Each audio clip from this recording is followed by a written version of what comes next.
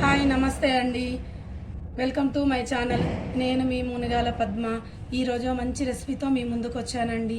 అదేంటంటే sweet recipe అనమాట. చక్కెర పార అని మంచి రెసిపీ, చాలా బాగుంటుంది.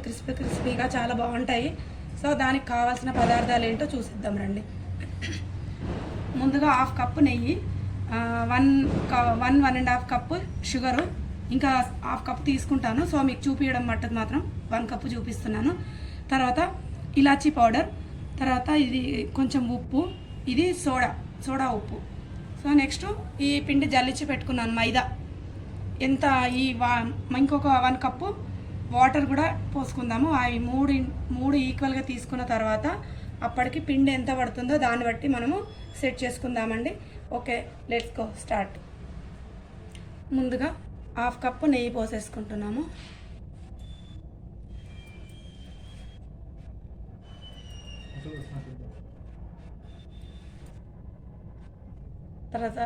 తర్వాత 1 కప్పు షుగరు,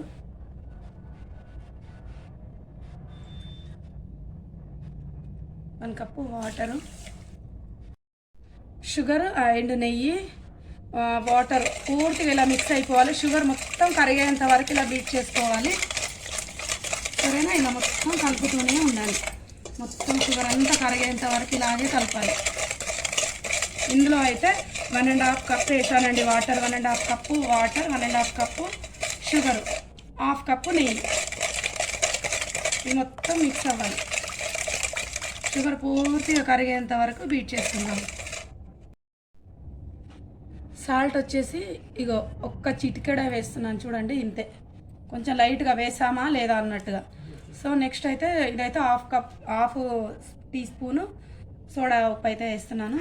ఇది కంపల్సరీ వేయాలి. తర్వాత ఇది మొత్తం మళ్ళీ ఒకసారి బీట్ చేసుకుందాము. ఇప్పుడు ఇందులో సరిపడంత పిండి వేసేసుకుందాము. పిండి ఇంత అని మాత్రం చెప్పలేను. సో ఎంత పడితే అంత దీనికి సరిపడా పిండి వేసేసుకుందాము. ఇది మళ్ళీ ఒకసారి కలిపిన తర్వాత మొత్తం ఇక ఇలా ముద్దలా చేసి పెట్టుకోవాలి. కొంచెం ఇలాచీల పౌడర్ కూడా పైనుంచి చల్లేసిన, మర్చిపోయాను నేను. సో ఇప్పుడు వేసా, నో ప్రాబ్లం. అయినా కొంచెం ముద్దగా చేసేసి సరిపోతుంది. ఇలా పెట్టేసుకొని దీని మీద మరీ బాగా ఒత్తుకోవద్దు. సో ఇంతవరకు చాలు, ఈ క్వాంటిటీ చాలు. ఇలా ఇప్పుడు ముద్దలా చేసేసుకున్నాం కదండి. దీనికి కాసేపు ఇప్పుడు పక్కన పెట్టేద్దాం, ఒక హాఫ్ అన్ అవర్. తర్వాత మళ్ళీ దీని దగ్గరకు వచ్చేద్దాం. Okay, so half an hour తర్వాత మనం తీసాం పిండి బయటకి. సో దీన్ని ఇలా బాల్స్ లాగా డివైడ్ చేసుకుందాం.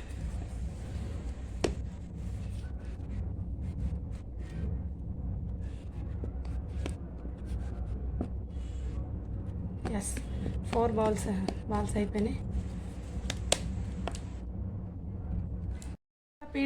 పీట అంతా పిండి స్ప్రెడ్ చేసేసుకోవాలి.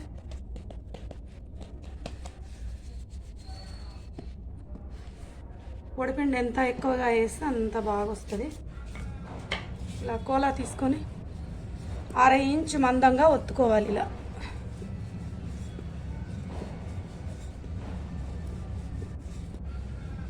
ఎందుకంటే మనకు పీట మరీ పెద్దగా ఏం లేదు కదా. సో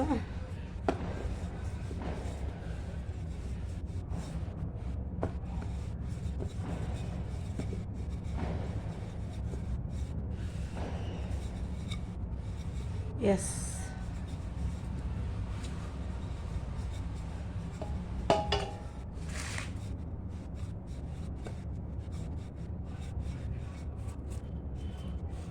ఇప్పుడు చాక్తో ఎడ్జెస్ మొత్తం ఇలా కట్ చేసేయాలి.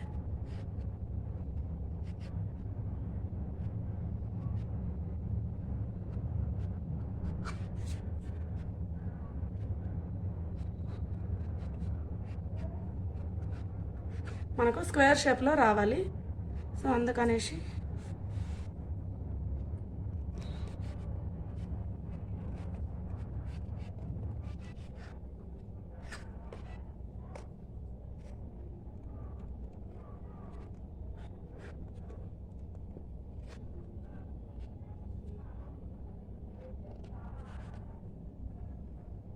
మన దగ్గర కటర్ లేదు. సో కటర్ ఉంటే ఈజీగా వచ్చేస్తుంది.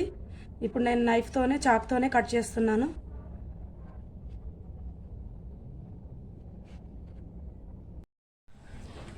ఓకే, స్టవ్ వెలిగించి ప్యాన్ పెట్టేసుకొని ఇక ఆయిల్ వేసేసుకుంటున్నాను. సో ఇక ఇవన్నీ కట్ చేసి ఇలా పెట్టేసుకున్నాం. ఇవన్నీ చక్కెర పారాస్ రెడీ అయిపోయినాయి. ఇప్పుడు మనం ఆయిల్ వేసి డీప్ ఫ్రై చేసుకోవడమే. ఓకేనా, కొంచెం ఆయిల్ హీట్ అవ్వని. హీట్ అయిన తర్వాత సో ఆయిల్ హీట్ అయింది, దీంట్లో వేసేసుకుందాం.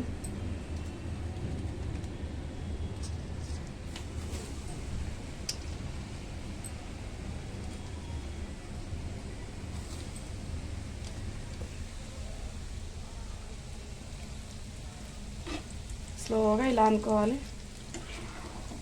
చూసారా. ఫస్ట్ హై ఫ్లేమ్లో పెట్టేసుకోవాలి. కొంచెము హై ఫ్లేమ్లో పెట్టేసుకొని ఇవి వేసుకున్న తర్వాత ఇప్పుడు లో ఫ్లేమ్లో పెట్టేసుకోవాలి. చిన్నగా సిమ్లో పెట్టేసాను. సో లైట్గా మంచిగా గోల్డెన్ కలర్ వచ్చేంత వరకు వేపుకోవాలి. కొంచెం టైం పడుతుంది. చూసారా అండి, ఇలా కొంచెం గోల్డెన్ కలర్ వచ్చాక తీసేస్తున్నా.